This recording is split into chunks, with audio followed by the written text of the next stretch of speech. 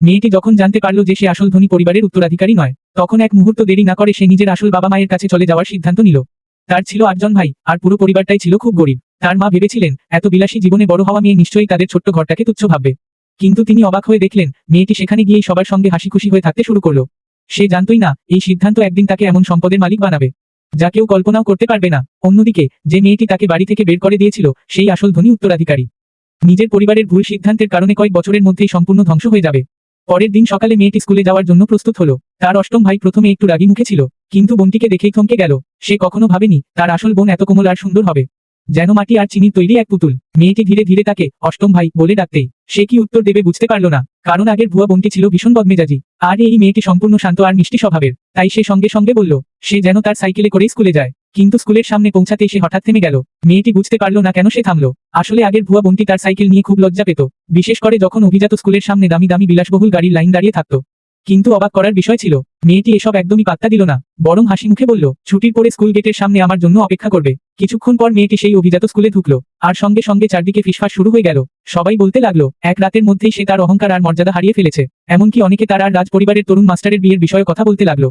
এখন সে আর ধনী পরিবারের উত্তরাধিকারী নয়, তাই স্বাভাবিকভাবেই সেই সম্পর্ক অন্য কারো সঙ্গে হবে। মেয়েটি ক্লাসে গিয়ে দেখল কাকতালীয়ভাবে তার পাশের সিটে বসে আছে রাজ পরিবারের সেই তরুণ মাস্টার। স্পষ্ট বোঝা যাচ্ছিল সে আগেই জেনে গেছে যে মেয়েটি আসল উত্তরাধিকারী নয়। সে কিছু বলতে চাইলেও কোথা থেকে শুরু করবে বুঝতে পারছিল না। মেয়েটি কোনো কথা না বলে নিজের ব্যাগ নামিয়ে ডেস্ক থেকে পেন্সিল বক্স বের করতে লাগলো। কিন্তু হঠাৎই তার হাতে একটা সাপ এসে পড়ল। চারপাশের ছাত্রছাত্রীরা ভয়ে চিৎকার করে উঠল, আর ঠিক তখনই পেছনের শাড়ি থেকে ভেসে এল জোরে হাসির শব্দ। এটা ছিল সেই ছেলেটার কাজ যার প্রস্তাব মেয়েটি আগে প্রত্যাখ্যান করেছিল।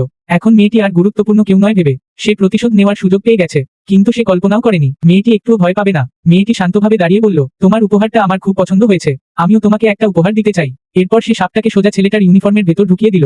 ছেলেটি এতটাই ভয় পেয়ে গেল যে তার কাপড় ভিজে গেল এবং সে সেখানেই অজ্ঞান হয়ে পড়ে গেল।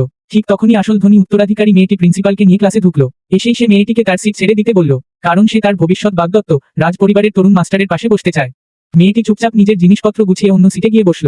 এখন শুধু একটি সিটি খালি ছিল, যেটা ছিল ধনী পরিবারের এক মেয়ের পাশে। পড়াশোনায় সে সবসময় দ্বিতীয় স্থান অধিকার করত, কারণ প্রথম স্থানটি সবসময় এই মেয়েটিরই ছিল। আর তার ঠান্ডা স্বভাবের জন্য সে কাউকেই নিজের পাশে বসতে দিত না।